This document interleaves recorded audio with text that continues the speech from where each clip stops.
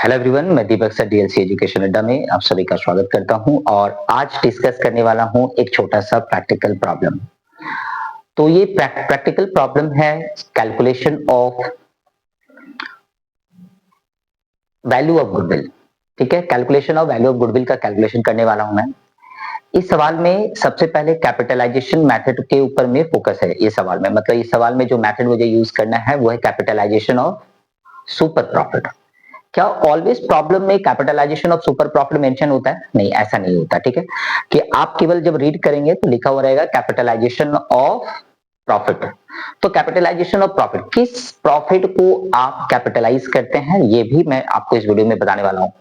देखिए, सबसे पहला तो चीज ये है, एक छोटा सा एग्जांपल ले लेते हैं कि यदि कोई फर्म कैपिटल इन्वेस्ट करके रखा है तो उस कैपिटल का एक अपना वैल्यू होता है। सिमिलर टाइप ऑफ बिजनेस में यदि कोई भी व्यक्ति कैपिटल लगा दे तो मार्केट का एक नॉर्मल रेट ऑफ रिटर्न होता है। ओके, तो नॉर्मल रेट ऑफ रिटर्न मतलब कि हम बिजनेस स्टार्ट करें, आप बिजनेस स्टार्ट करें, कोई और स्टार्ट करे, कोई भी व्यक्ति यदि कैपिटल लेके आता है तो उस कैपिटल का एक नॉर्मल रेट ऑफ रिटर्न होता है मार्केट में।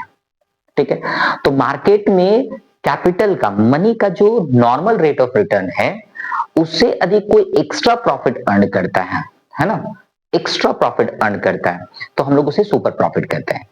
तो लेकिन होता क्या है एक्चुअली, फर्म यदि कोई भी बिजनेस स्टार्ट करता है तो हम लोग क्या देखते हैं कि कभी कभी नॉर्मल रेट ऑफ रिटर्न से वो कम अर्न करता है और कभी कभी वो नॉर्मल रेट ऑफ रिटर्न से ज्यादा अर्न करता है। से एग्जांपल पे मान लो कि कोई भी पर्सन यदि 1 लाख रुपया लगा के यदि कोई बिजनेस स्टार्ट करता है, अब मार्केट में यदि उसे 10,000 रुपीज कोई भी दे सकता है बिना बिजनेस किए हुए। ओके, मैं कह रहा हूं फिर से समझिए, 1 लाख रुपया मेरे पास है, मैं उसे कहीं भी दे दूं, किसी को भी दे दूं तो 10,000 पर मंथ वो मुझे रिटर्न दे सकता है, सपोज एक एग्जांपल के तौर पे। और यदि मैं खुद बिजनेस करता हूं उससे, उस 1 लाख रुपए से, तो दो संभावनाएं उत्पन्न होता है ना। प्रोबेबिलिटी क्या है? दो है, या तो 10,000 पर मंथ से मैं ज्यादा अर्न कर सकता हूं या तो 10,000 से मैं कम अर्न कर सकता हूं। ओके, तो ये दो केस होता है कि 10,000 से आप ज्यादा भी अर्न कर सकता है, 10,000 से आप कम भी अर्न कर सकता है। यदि 10,000 से कम अर्न कर रहे हैं इसका मतलब आपका बिजनेस अभी वैल्यू क्रिएट नहीं किया है। कौन सा वैल्यू? तो वैल्यू ऑफ गुडविल। यदि आपका फर्म गुडविल क्रिएट कर लेगा मार्केट में, वैल्यू ऑफ गुडविल जब क्रिएट हो जाएगा तो नॉर्मल रेट ऑफ रिटर्न से आपको ज्यादा ही रिटर्न मिलेगा। ये प्रैक्टिकल होता है। तो किसी भी फर्म को यदि आप स्टार्ट करते हैं तो दो प्रोबेबिलिटी है, दो संभावनाएं हैं कि आपका जो मार्केट में नॉर्मल रेट ऑफ रिटर्न है ना, उससे आप ज्यादा भी अर्न कर सकते हैं, कम भी अर्न कर सकते हैं। यदि आपने मार्केट में prevailing normal rate of return से यदि आपने ज्यादा अर्न कर लिया, यानी कि आपका बिजनेस वैल्यू क्रिएट कर चुका है। कौन सी वैल्यू? तो वैल्यू ऑफ गुडविल। तो जितना ज्यादा प्रॉफिट आप अर्न कर पा रहे हैं, जितना ज्यादा प्रॉफिट आप अर्न कर पा रहे हैं, यानी कि एक्सेस प्रॉफिट की बात कर रहा हूं, एक्सेस प्रॉफिट, जितना भी प्रॉफिट आपने एक्स्ट्रा अर्न किया, ठीक है, तो उस एक्सेस प्रॉफिट को हम लोग क्या करते हैं, नॉर्मल रेट ऑफ रिटर्न से डिवाइड दे देते हैं, है ना। जैसे मान के चलो मैंने बोला कि 1 लाख रुपया लगाया, ठीक है, और 10,000 मुझे आ रहा है, तो 10,000 में 10,000 1 लाख का कितना परसेंट है? 10% है ना। 10,000 यदि नॉर्मल रेट ऑफ रिटर्न है तो 1 लाख रुपया जो कैपिटल है उसका कितना परसेंट है? ये तो 10% है। तो ये जो 10% है यही हमें हेल्प करने वाला है किस चीज में? कैपिटलाइजेशन में। जो एक्सेस प्रॉफिट होगा हम उसको इस 10% से डिवाइड दे देंगे, और डिवाइड दे देंगे तो फिर एक क्वेश्चन अराइजेस होगा कि कितना कैपिटल यदि इन्वेस्टेड होता तो ये प्रॉफिट अर्न होता, मतलब नॉर्मल रेट में यदि कितना कैपिटल वो इन्वेस्टेड होता तो इतना अर्न होता। तो चलिए एक छोटे से एग्जांपल के हिसाब से इसको देखते हैं, ठीक है ना। तो चलिए एक छोटा सा सवाल मैंने अभी सॉल्व किया था क्लास में, तो इस सवाल को ना मैं एक बार रिव्यू कर देता हूं। ये सम्स ऑलरेडी बना हुआ है ना, तो बना हुआ है तो इसे थोड़ा सा पहले मिटा देता हूं फिर से, और चलिए एक दोबारा इसको देखता हूं।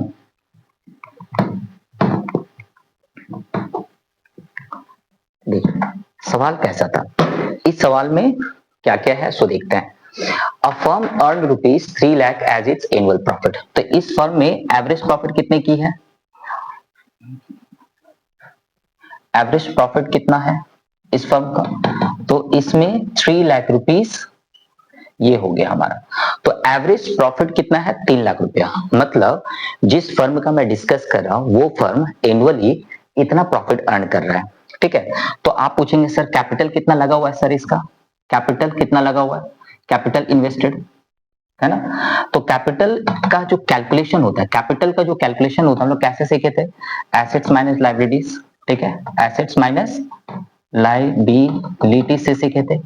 तो एसेट्स माइनस लाइबिलिटी, तो इस फर्म में assets and liabilities of the firm 36 lakh and 12 lakh. तो यहाँ पे कितना दिया हुआ है 36 लाख दिया हुआ है। ठीक है, यहाँ पे 36 लाख दिया हुआ है और 12 लाख इसकी लाइबिलिटी है। ठीक है, 12 लाख इसकी लाइबिलिटी है, तो कितना हो जा रहा है 24 लाख। ओके, तो 24 ये जो लाख है सब रुपीस में कैलकुलेशन है। तो एवरेज प्रॉफिट उस फर्म का कितना दिया हुआ है 3 लाख। ओके, ये फर्म का एवरेज प्रॉफिट कितना है 3 लाख और कैपिटल इन्वेस्टेड कितना दिया हुआ है तो 24 लाख। कैपिटल इन्वेस्टेड कितना दिया हुआ है 24 लाख, यानी कि यहां से नॉर्मल प्रॉफिट हम कैलकुलेट कर सकते हैं। क्या कर सकते हैं, नॉर्मल प्रॉफिट। अभी हम ये पैसा बिजनेस में नहीं लगाते, 24 लाख रुपया किसी भी व्यक्ति को दे देते और हम बिजनेस नहीं करते। हम बोले भाई ये 24 लाख रुपया मार्केट में मैं लगा देता और चुपचाप सो जाता, कोई बिजनेस नहीं करता। तो नॉर्मल रेट ऑफ रिटर्न हमको मार्केट से कितना आता 12% का आता। ठीक है, सिमिलर टाइप ऑफ बिजनेस में कोई भी व्यक्ति यदि पैसा लगाता है तो कितना रिटर्न आना चाहिए तो 12% आना चाहिए। तो 12% यदि आना चाहिए तो यदि हम 12% ऑफ 24 लाख यदि कैलकुलेट करते हैं है ना, तो कितना होना चाहिए, तो 2,88,000 इसका कैलकुलेशन करके आएगा। ठीक है, 2,88,000 यदि आप कैलकुलेटर से चला लेंगे 12% ऑफ 24 लाख तक कितना आएगा 2,88,000, यानी 24 लाख रुपया यदि मार्केट में कोई भी लगा ले सिमिलर टाइप ऑफ बिजनेस में तो उसको 2,88,000 प्रॉफिट होना चाहिए। समझ में आया। तो एक्सेस प्रॉफिट कितना अर्न कर पा रहा है ये फर्म, एक्सेस प्रॉफिट यानी सुपर प्रॉफिट, एक्सेस प्रॉफिट कितना अर्न कर पा रहा है ये 3 लाख रुपया अर्न कर पा रहा है, यानी 3 लाख रुपया अर्न कर पा रहा है, 3 लाख रुपीस अर्न कर पा रहा है वो, है ना।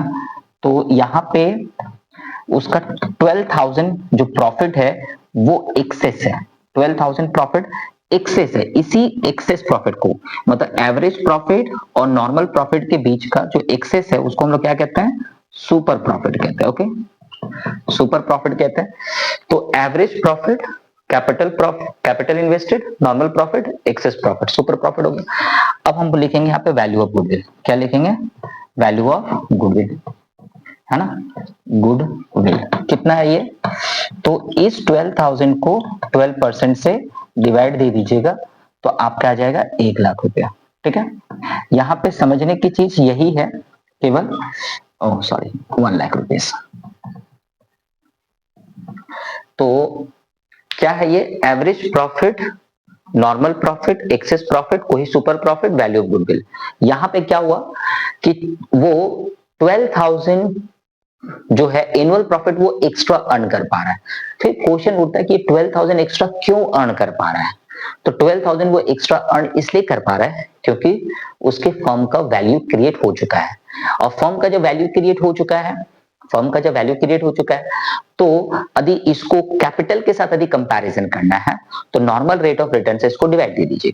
तो 12,000 डिवाइडेड बाय 12% यानी कि आपका आ जाएगा 1 लाख रुपीस। तो ये है आपका capitalisation of profit, excess profit, not the profit, capitalisation of excess profit, है ना, to calculate the value of goodwill. So value of goodwill is equal to excess profit divided by normal rate of return, ये formula हो जाएगा।